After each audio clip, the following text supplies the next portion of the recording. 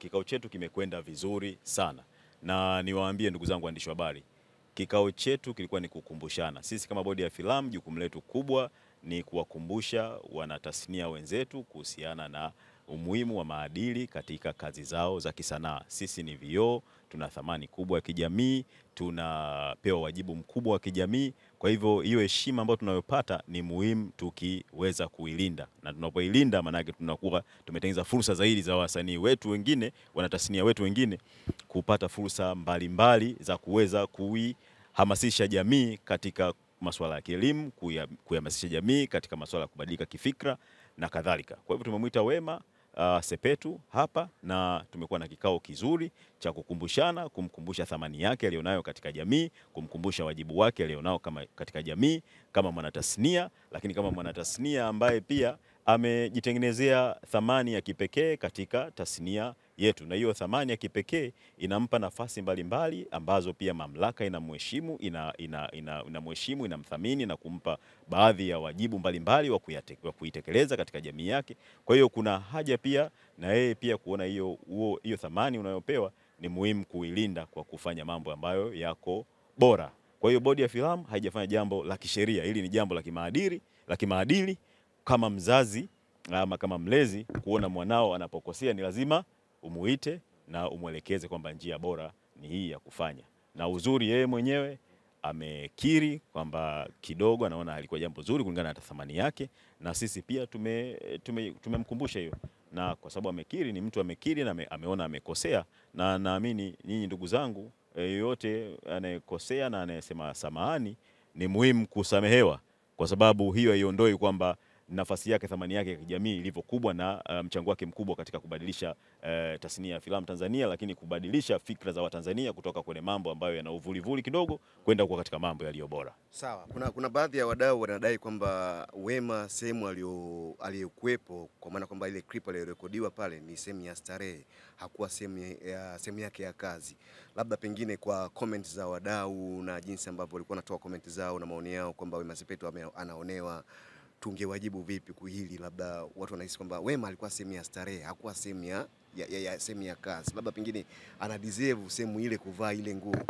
Tunazungumzia swala kubwa hapa ni thamani, wajibu wa msanii kama kioo cha jamii, na wajibu wa msanii katika kuhakikisha yeye ndio anabadilisha jamii itoke kwenye namna hasi kwenda namna iliyo bora. Sasa msanii kama msanii una maisha yako binafsi, lakini maisha yako binafsi kumbuka pia yanabebwa na ile thamani kubwa ambayo umeijenga. Kwa hivyo mtu yote mwenye thamani kubwa akionekana amefanya jambo ambalo kwa kulifanya yeye katika mazingira fulani, hata kama ni maisha yake ya binafsi, inakuwa sio jambo zuri sana. Kwa hivyo, na hii ni kwa wasanii wenzetu wote kwamba si kama ni vyoo vya jamii, maana yake popote tunapokuwa ni muhimu kuhakikisha kwamba yale tunayoyafanya huko basi kama ni binafsi yawe binafsi zaidi. Lakini bwana Roger, yale mambo ni binafsi lakini na nyinyi mkaweka wazi, maana yake pia mnatengeneza taswira sio njema sana kwa mwanatasnia yoyote. Leo tumezungumza Wema, lakini siku nyingine mwanatasnia mwingine. Kwa hivyo ili sasa haya mambo binafsi yasiende mbele ya jamii na haya mambo binafsi yasiharibu ile taswira njema ya msanii au taswira bora ya msanii, ni muhimu tunayafanya wote, tunafanya mambo binafsi lakini tunafanya katika njia binafsi, yasiende wazi, kwa sababu ikienda wazi pia yanaifanya jamii pia wakati mwingine inaanza kuondoa thamani ya msanii, lakini inasema yale ambayo nayasema, wanaona haya mambo mbona sio mambo ambayo anapaswa atuambie yeye. Lakini na nyinyi ni mashahidi wa wazi, mmeona jamii ilivyoimka kihisia, ilivyosisimka kwa sababu inampenda msanii Wema na inaamini Wema anastahili kufanya mambo bora zaidi hata haya anayoyafanya. Kwa hiyo sisi tumetimiza wajibu wetu na tunawakumbusha wenzetu, si kwa Wema tu, hata kwa wasanii wengine watapokuwa kwenda katika mienendo yao binafsi, pia wanatakiwa pia kutazama ile nafasi yao walionayo kijamii, ile thamani yao walionayo kijamii, ile namna wao ni vioo vya jamii, ile namna ambavyo wao wana nguvu kubwa ya kiushawishi ndani ya jamii. Kwa hiyo yule unayemshawishi anategemea wewe uwe bora zaidi yake. Kwa hiyo hilo ndio kubwa zaidi. Tumeona kwa jinsi ambavyo mmeweza kumuita, lakini tukirudi nyuma tunaona filamu mbalimbali za hapa Tanzania, lakini pia tunamuona Wema Sepetu kwamba ni mrembo wa Miss Tanzania 2006, na katika mashindano ya urembo kuna mavazi ya aina mbalimbali, kuna beach wear, kuna vazi la usiku na mavazi ya ubunifu, na hayo mavazi yanavaliwa. Hii imekaaje? Imekuja kwa Wema, usiku mkubwa kwenye club anaitwa. Labda nikuulize tu, Wema ni nani kwenye tasnia hii, kwenye jamii hii? Thamani yake ikoje? Miss Tanzania mwaka 2006 na msanii wa Bongo Movie. Bwana Roger, unaweza wewe ukatoka saizi ukatembea hapa ukaenda ufukweni tukapata picha yako umevaa kibukta fulani kidogo na nini, kifua wazi, tumbo wazi na kadhalika. Unaweza tukafanya hivyo? Au wewe unaweza ukafanya hivyo? Na picha yako ikaenda hewani. Unaweza kufanyika hivyo? Ni kwa sababu gani? Kwa sababu nchi pia ina maadili, na niseme kabisa, sisi kama bodi ya filamu tunafanya uzingativu wa maadili ya kijamii. Na ninyi waandishi habari ni mashahidi. Mwezi wa 3 tumefanya kikao cha mafundo na mazingativu ya maadili ambao tumekifanya kwa wanatasnia karibu 1000 wa tasnia wa filamu, lakini na watasnia wenzetu wa fani nyingine, ambao tumefanya hayo na Mheshimiwa Waziri Profesa Palamagamba Kabudi alikuwepo pale kusisitiza hilo jambo. Na sio yeye, tulikuwa na katibu mkuu Bwana Msigwa, lakini tulikuwa pia na naibu katibu mkuu. Unaweza kuona viongozi wote na viongozi wenye viti wa bodi walikuwepo pale kuhakikisha kwamba tunapotengeneza tasnia yetu, tunapotengeneza kazi zetu, ni muhimu pia kubeba utamaduni wetu, kubeba maadili yetu. Na tusione maadili yetu kama ni maadili tu ya kawaida tu. Maadili yetu tukiyabeba vizuri yanaweza kubadilika na kuwa biashara, kuwa bidhaa. Leo hii tunaangalia tasnia za filamu mbalimbali, tunatamani kwenda huko kununua nguo zao kuleta hapa kuzivaa. Ni kwa sababu gani? Ni kwa sababu ya tasnia hii ya filamu. Leo hii tunataka kwenda nchi kadhaa hapa. Kwa sababu gani? Tunataka kwenda huko na kubeba mambo ya huko kuyaleta hapa. Ni kwa sababu ya namna ambavyo tasnia hii, sekta hii ya filamu ilivyokuwa na nguvu kubwa ya kiushawishi kwa wanajamii. Kwa hivyo kila jamii ina maadili yake. Hilo vazi unataka kuliona, kuna mavazi hayo kwenye Miss World kama ulivyosema, yanavaliwa wapi, yanaonyeshwa wapi na nani anayaonesha. Je, hayo mavazi unayaona katika picha ya kawaida kwenye maisha ya kijamii halisi? Kwa tuangalie, tunataka kukua kiutamaduni, lakini kwa namna yetu sisi kama Watanzania. Tukikua kiutamaduni kwa namna yetu sisi kama Watanzania, maana yake tutakuwa tunapata nguvu kubwa ya kushawishi jamii nyingine zinazotuzunguka, zinazotutazama, ili na zenyewe zianze kuvutika na maadili yetu. Lakini tukiacha maadili yetu na kukumbatia maadili ya watu wengine, sisi kama jamii tutakuwa watu gani? Tutakuwa kina nani? Hilo ni jambo ambalo tunapaswa sisi wote tujiulize.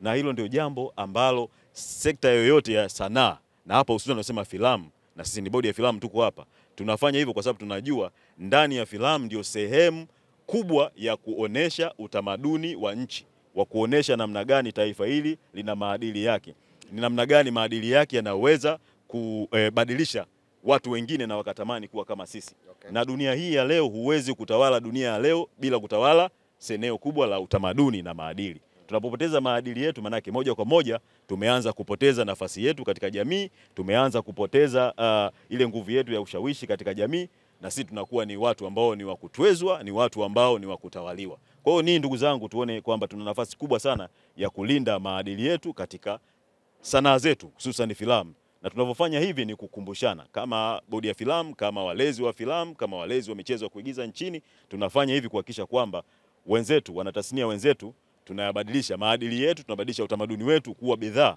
kuweza kututangaza, kutuongezea kipato, lakini hapo hapo kuweza kuhamisha na kurithisha kwa vizazi vyetu vijavyo, na sisi tukuwa ni watu wenye ustaarabu wake wa kipekee duniani. Okay, Wema ni mfano wa hili ambalo pia limetokea. Labda kisheria, endapo angekutwa ana makosa kupitia bodi ya filamu, sheria zinasemaje? Na je, hapo kuna waigizaji wengi sana ambao pengine na wao hawatambuliki kisheria kupitia hii bodi ya filamu.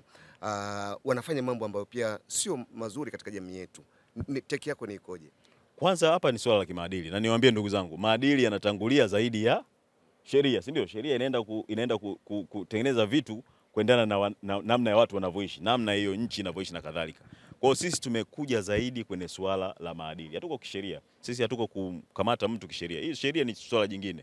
Kwa hiyo sisi eneo letu kubwa lilikuwa ni sehemu ya maadili, kukumbushana kama walezi ambao unaona mtoto wako amepotoka naenda nje, sisi tumemrudisha kwamba njia sahihi ni hii. Wewe una thamani kubwa zaidi ya hivi ambavyo vimeonekana. Sawa? Na yeye mwenyewe niseme wazi amekiri, na tumezungumza, kikao kimekuwa kizuri na tumefanikiwa katika hilo. Lakini kwa hao wenzetu ambao pia unaona hawatambuliki lakini wanafanya hayo mambo, bado mkono wa serikali ni mkubwa. Kama anafanya tasnia hii na inaonekana, filamu yake lazima hapa ihakikiwe bodi ya filamu. Lazima tupitie mchezo wake wa kuigiza, lazima upitie bodi ya filamu. Bado sisi kama bodi ya filamu tuna nafasi ya kumuita na kumuelekeza na kujadiliana naye na kumuonya na kumwambia njia sahihi ni hii, kwa sababu wewe ni Mtanzania na tunacholinda hapa, tunalinda ni Utanzania wetu, tunalinda maadili yetu, tunalinda namna yetu bora ya kuishi ambayo itakuwa ni ya kipekee, itatuletea tija katika maisha yetu ya kila siku, si sisi tu bali vizazi vinavyokuja, na Tanzania yetu itabaki kuwa imara. Ukizungumzia Baraza la Sanaa la Taifa kwa maana ya BASATA, lakini pia bodi ya filamu ni majirani tu. Wema Sepetu hakuwa peke yake pale, kuna msanii pia ambaye aliambatana naye. Maswali ya Watanzania mengi yameibuka kwenye mitandao ya kijamii, kwa nini Gigy Money kwa maana ya Gigy Money hakuitwa, lakini ameitwa tu Wema Sepetu, wakati tunaamini kwamba nyie mnaweza mkashirikiana kwa malengo ni kutengeneza maadili ya wasanii, na wote ni wasanii, hata kama kwamba huyu ni msanii wa filamu, huyu ni msanii wa sanaa ya muziki. Kama lengo ni kuwaweka sawa wote, kwa nini ameitwa mtu mmoja, na kati wote kama serikali mnabidi mshirikiane? Kwa hiyo na wote walikuwa wamevaa mavazi ya aina moja. Ni kweli kama serikali tunabidi tushirikiane, lakini tunasema kama mzazi unaanza na mtoto wako, si ndivyo? Na sisi tumeanza na mtoto wetu, na tunaamini wenzetu pia ni taasisi inayojitegemea. Kwa hiyo ni si vizuri kuisemea taasisi nyingine. Nafikiri ni swala ambalo mnaenda kuliuliza kwenye taasisi husika. Nafikiri na wenyewe kwa busara yao, kwa taratibu na sheria na kanuni na mengine, nafikiri wana nafasi pia ya kuweza kulishughulikia jambo hilo kwa nafasi yao na kwa mtazamo wao na kwa kuona taratibu zao zinasemaje. Lakini sisi kama bodi ya filamu Tanzania, sisi tumekasimiwa sehemu kubwa ya filamu pamoja na michezo ya kuigiza, na ndio tumelifanya ili kuhakikisha kwamba msanii wetu tunamuita, tunakumwelekeza kwamba huku unapokwenda si sawa, wewe thamani yako ni kubwa zaidi. Dataflow inakuletea uhuru wa kukamilisha chochote na internet ya uhakika. Kuwa hewani muda wote, popote ulipo, utakuwa na internet ya uhakika. Ni salama na huunganisha kwa haraka. Ina nguvu hata sehemu zenye msongamano. Pata data mtelezo yenye kasi kwa gharama nafuu. Wasiliana nasi. Tembelea tovuti yetu www.dataflow.co.tz.